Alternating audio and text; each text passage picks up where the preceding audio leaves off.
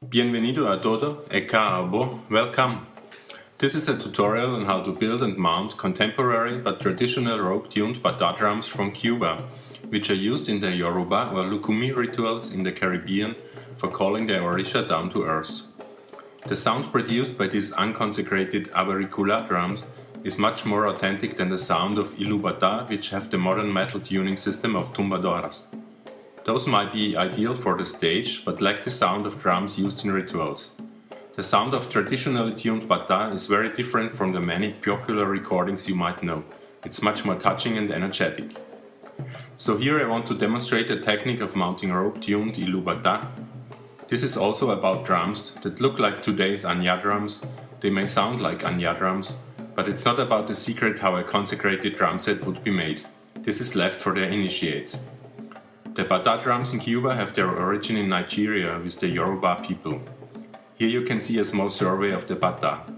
On the left a Nigerian iya, bought in Osogbo, followed by an iya bought in Havana with rawhide tuning, followed by a contemporary Havana-style iya with rope tuning. Its heads are not yet dry on the photo, that's why the rope is not yet fixed to the body. On the right finally a modern Cuban bata drum, also bought in La Habana. Today's bata in Nigeria have a second layer of skin on their heads. This never was part of the Cuban tradition. Maybe it was invented after the era of slave trade, or the Cuban tradition comes from parts of Yoruba land where you can find ilu bata with only one skin on its head up to today. The Nigerian bata is also played with a ilala, a leather stick on the shasha head. So the shasha head of Nigerian bata got really small compared to the Cuban drums struck only by hand. In Matanzas town, Cuban drummers sometimes make use of a leather stick on the shasha of the iya drum, the chancleta, shaped differently. As you can see, the threading of Havana-style bata is also completely made of skin, calf or zinc cow hide, and the leather strips are made of thicker cow or bull hide. This requires lots of hard work, cutting a whole skin into one large string. Once the leather dries up, the drum can hardly be tuned, so people nowadays tend to use rope instead.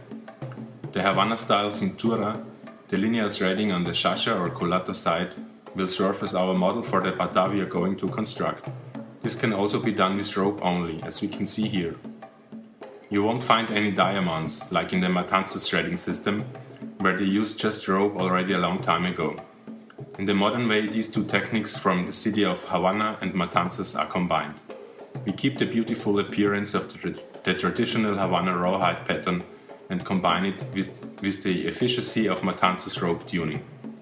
We will build a contemporary bata drum which will sound and look like a ritual drum used today. So let's move into the workshop.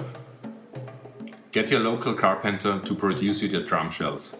I have researched various bata drum forums in the internet, taken measures of drums by myself and compared those with historical information out of the books of Fernando Ortiz. So I came up with measures I would consider very traditional. I do not like those new forms of the drum shells, which tend to be very curved with a round-bodied iya drum. On historical images or on today's handmade Anya drums, you can see that they are kind of straight and linear in its form. Also in Nigeria, the drum shell for a bata is not very curved, so do not exaggerate in getting your drums very roundish and hourglass shaped, and keep them well balanced between the shasha and the eno part. Here you can see my complete bata set, okonkolo, itotele and iya. The measures I used are like this. The okonkolo is 515 mm long, the shasha head is 130 mm, the eno is 180 mm. The itotele is 619 mm long, the shasha head is 150 mm, the boka is 245 mm. The iya is 730 mm long, with the shasha around 175 mm and the eno 310 mm. Interestingly, the measures of the shasha head of the iya found in the books of Fernando Ortiz differs from today. Today, itotele shasha and iya shasha are almost same size, but in the 1940s, when Ortiz wrote his book, the shasha head on the iya was bigger than today. I did my first iya with the traditional historic measures. It is a little bit unusual. You may want to do your iya shasha a little bit smaller, but keep it bigger than the itotele shasha, around 160 mm. The older Cuban iya also was a little bit longer than today's drum. The wood type depends on where you live. Basically, it should be a hard type of wood, but not too heavy, so talk to your carpenter about it or ask local drum makers. As these won't be sacred drums, it doesn't have to be Anyar or Omo wood from Nigeria or Cedro from Cuba or South American rainforests. Use local trees. Make the rings nice and smooth with sandpaper. Also the inside of the shell should be smooth. My drum shells are around 1 centimeter thick, that's not even half an inch, equally all over the body, what is very thin and makes them lightweight. Then the aros, the rings or hoops, are another important topic. We make the rings out of raffia palm fiber, which is also called rattan. Raffia palm is very flexible and won't break when you apply tension to it later. Get into your local handcrafts or furniture making supply store and buy rods of rattan. They come in different diameters and sizes. I used ones around 1 to 1.5 centimeters, around half an inch, smaller ones for the smaller drums, bigger ones for the caja. Soak them overnight in water, then bend them around iron tubes or whatever you can find, fix them and let them dry completely. They won't break, even in very small diameters it works well. The tubes should have a diameter a little bit smaller than your drums, because once you open up the dry rattan rings, they will pop up a little bit and get slightly bigger. It is easy to make a small ring bigger once they are dry, but it's very hard to make them smaller. Cut them, as you can see here, to have a big overlapping surface where you can put the glue on and use wood glue to put them together. Fix them again with clamps and let them dry. The cross section of the ring is now 100% rounded, as you bought your rattan rods. You can polish the rings on the inside a little bit to get more space for the rawhide later on and the rope that passes through the ring. Remember, your rings should be bigger than the drum diameter is, because between the ring and the drum shell is where the leather and the rope goes. There must be enough space, otherwise you cannot mount the drums. Nowadays almost all the Cuban bata drums have cowhide on them. There is no specification on what to use exactly today. Traditionally, according to the literature, drummers in Cuba used a young male goat for the shasha head and an elder male goat for the enu, or if they could get one of the few venados, deers from the bush. Cowskin was only used for the threading.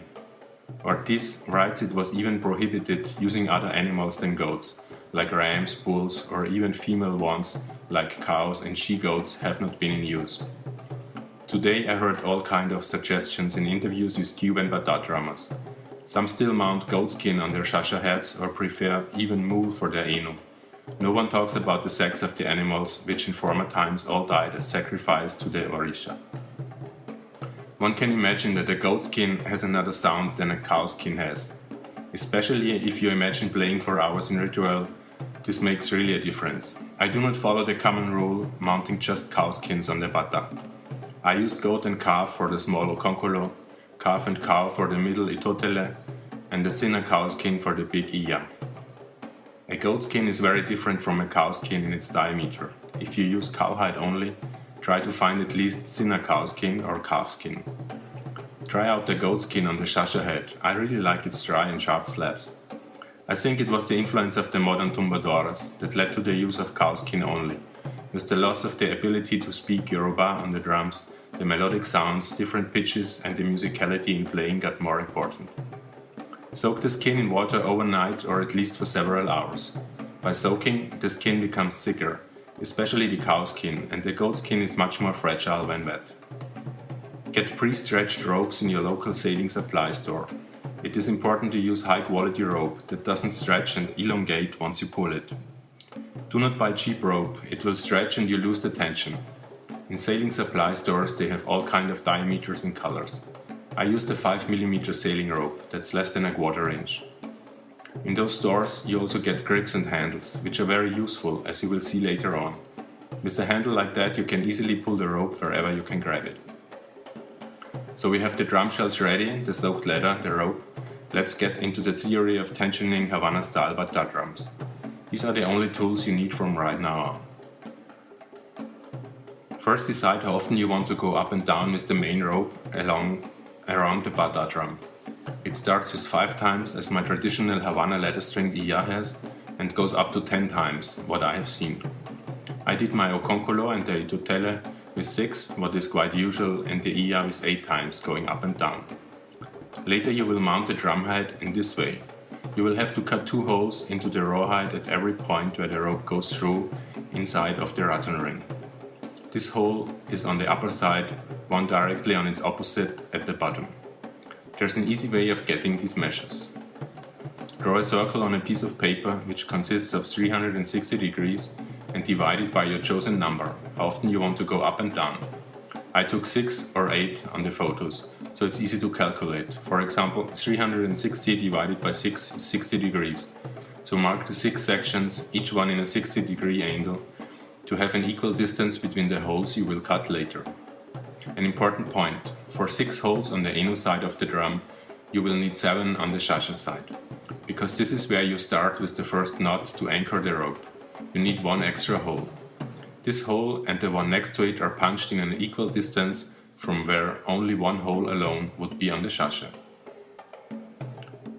On the eno head you will mark your holes directly on the line with a felt pen, to have all of them in equal distance. On the shasha, instead of marking 1 hole directly onto the line, mark 2 holes in equal distance to this line, leaving some space in between them.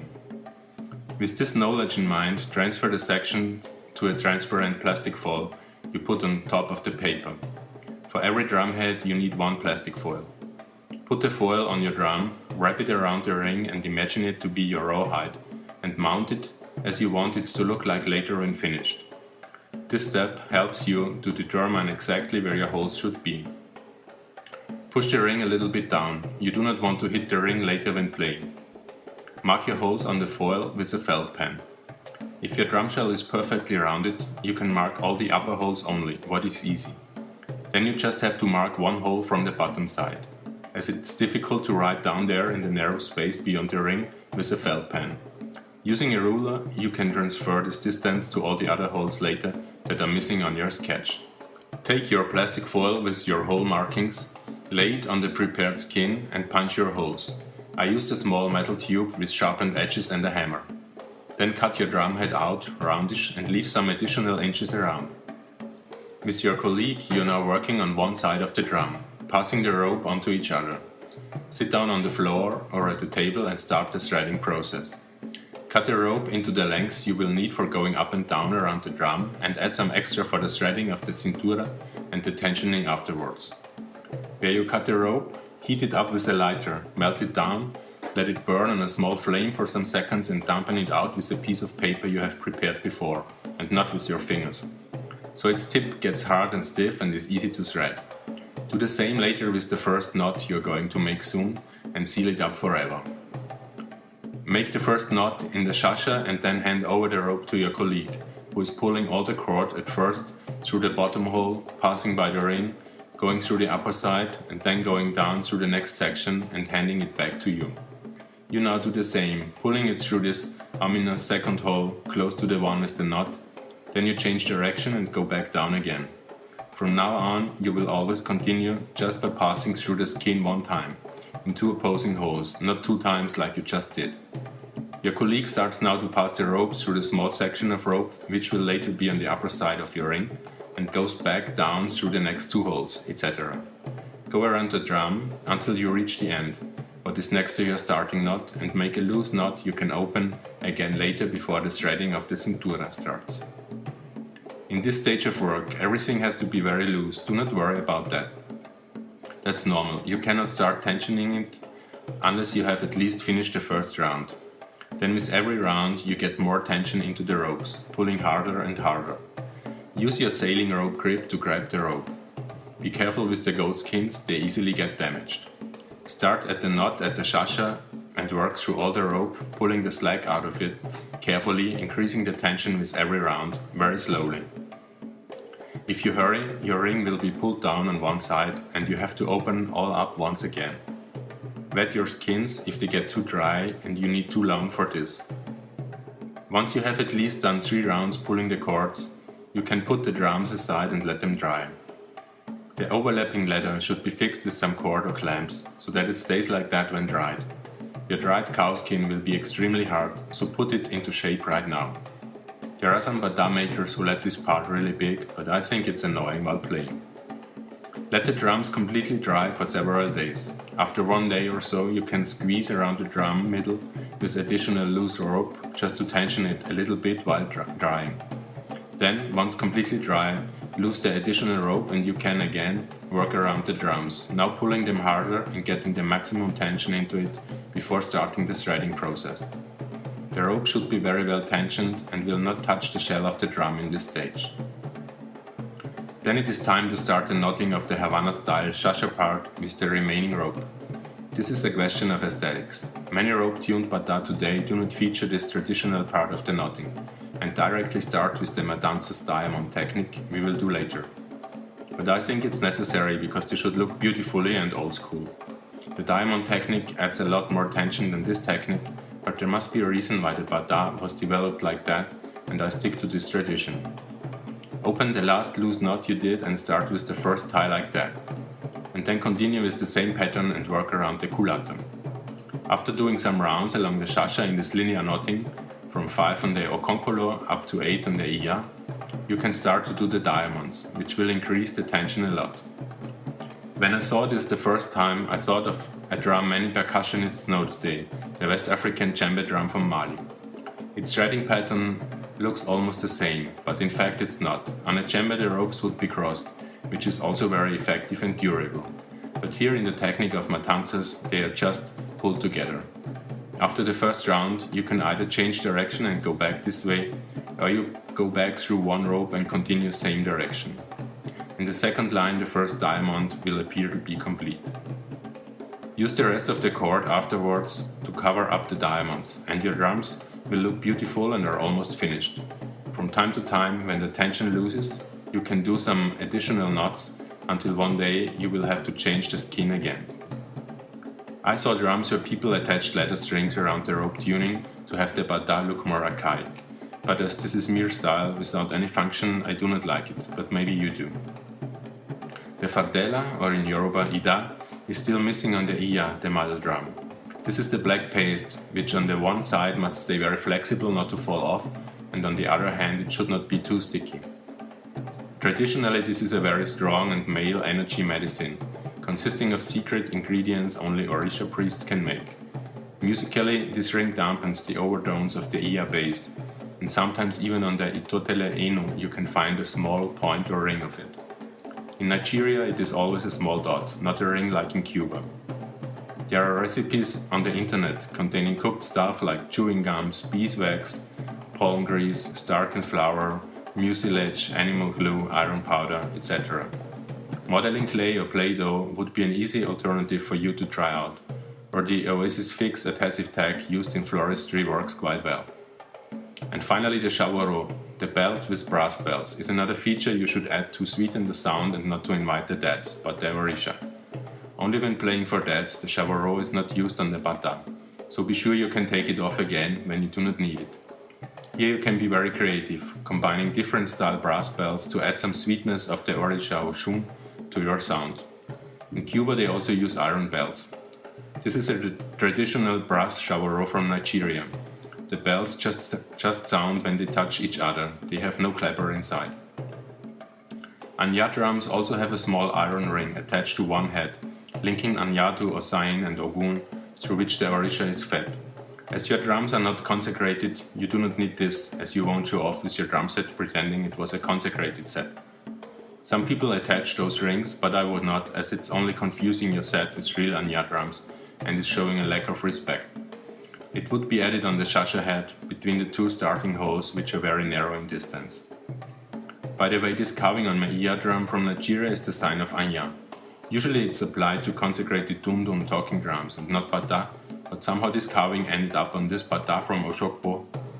There is also something on the inside of the drum, an object you can hear it bouncing to the drum heads when you turn the drum around. I don't know whether it's a medicine or has musical functions as well. Anyhow, have fun constructing your set of contemporary Havana style ilu bata.